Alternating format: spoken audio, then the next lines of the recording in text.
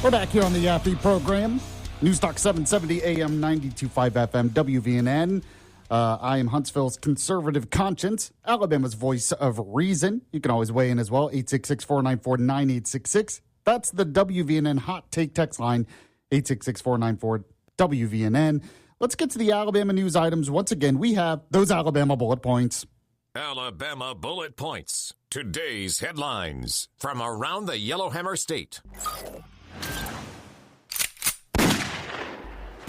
Sponsored by Larry's Pistol and Pawn. Tell you more about them in just a moment. Number 4 today, Auburn basketball head coach Bruce Pearl visited the site of the Nova Music Festival, where unfortunately a lot of people were massacred by evil Hamas terrorists near the Gaza border. Bruce Pearl, who is obviously a huge supporter of Israel, says a lot of powerful stuff on that. I mean, a lot of basketball coaches stay quiet on that kind of stuff, but not him, which is good. Now, he went there and said, I'm a proud American Jew who happens to be a basketball coach in the United States. I'm a Zionist, and I'm a truth teller. Now, we know Bruce Pearl is also a big supporter of President Donald Trump for this reason.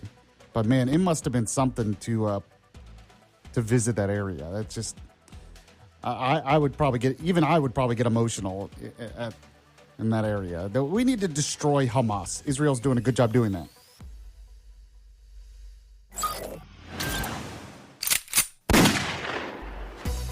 All right, number 3 today, the debate in Fairhope continues over allowing sexually explicit books in libraries.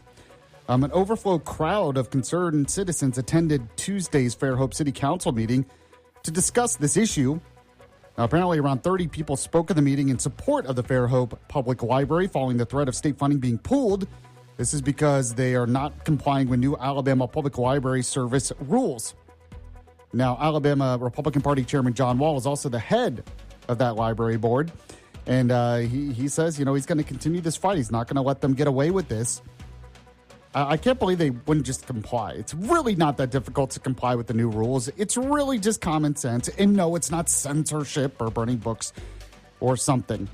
So we'll see what happens. It says about half the room raised their hands in terms of allowing the books to stay. I mean, just ridiculous.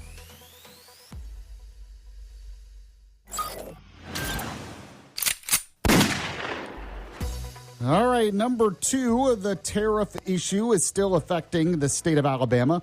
It's affecting the whole country and the whole world, actually, but also Alabama. Trump is expressing his desire to possibly ease up on some of the tariffs. But Mercedes-Benz reaffirmed its commitment to production operations in the Yellowhammer State. Now, according to Fox News, the Trump administration has eased tariffs on Ford-made vehicles and auto parts. This is because, you have a very complex supply chain, so even if stuff is assembled in the U.S., in Alabama, parts could come from other places, so it could still raise prices. Now, White House officials have said that the current 25% tariff on imported cars will remain in place, but tariffs on some items, such as steel and aluminum, will not be combined with the 25% auto tariff. Now, like I said, Mercedes-Benz says that they're still going to keep developing in Alabama. So we'll see what happens. We'll see how this affects prices and other things in the future.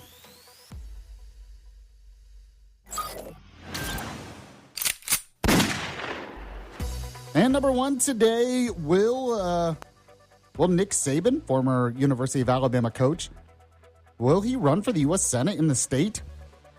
Now, apparently, radio host Paul Feinbaum suggested that maybe he should. Now, a lot of people in the media would hope he would run as a Democrat because that would be the only chance for a Democrat to win. If he did, he probably still would not win. But there's some thought that maybe he would run as a Republican because he is showing up at President Trump's commencement address that's happening tonight in Tuscaloosa. So I really don't think this is going to happen. Now, Nick Saban, like I said, will join Trump as a speaker at the University of Alabama commencement ceremony, while local Democrats, of course, are going to be protesting in a park earlier on, including Beto O'Rourke. That's the best that they could get. Doug Jones will be there as well. I mean, Nick Saban took the right approach. He set an example. Even if you disagree with Trump, he's still the president of the United States. You should at least show the office some respect. And it could be a very historic speech. disagree, but show up and show respect. It's really not that difficult. Apparently it is for some Democrats, though. By the way, this segment of the program, as you know, brought to you by Larry's Pistol and Pawn. Right now, they have over 2,000 new and previously owned and sample Ruger rifles, pistols, and revolvers, and they are all red tag sale priced. That's right, so you're going to get it for a great deal. Now, that's just some of what they have. They have a lot of other stuff as well.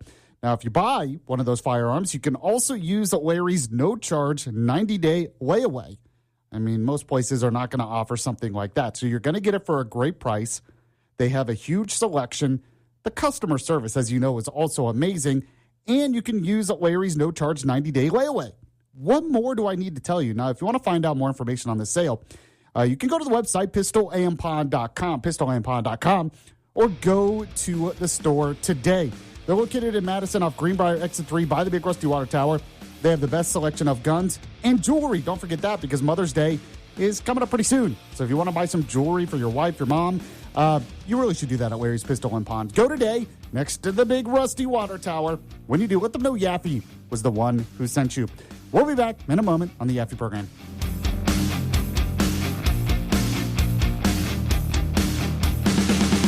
It's the Yaffe program on WVNN.